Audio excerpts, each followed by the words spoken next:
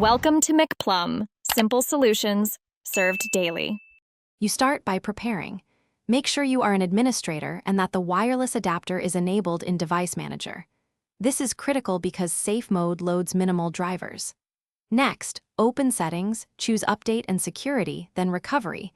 Once there, click Restart Now under Advanced Startup to avoid guessing keystrokes.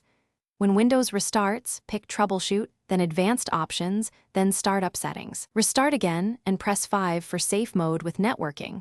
That enables the network stack, so you can use Wi-Fi. Once in safe mode with networking, click the network icon in the system tray to see available Wi-Fi networks. This step connects the UI to the wireless driver. If no networks appear, open Device Manager and confirm the wireless adapter is enabled. Right-click and enable if necessary, because safe mode can leave some devices disabled. After you select your SSID, type the password carefully. Then choose private if this is a trusted network, so file sharing and discovery behave normally while troubleshooting.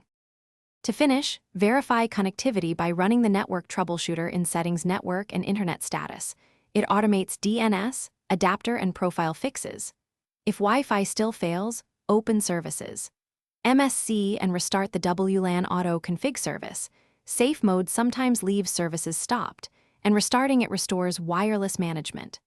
Once resolved, restart normally to exit safe mode so full drivers and startup apps return. If problems persist, one key tip: reinstall the wireless driver from the manufacturer to replace any corrupted safe mode mappings.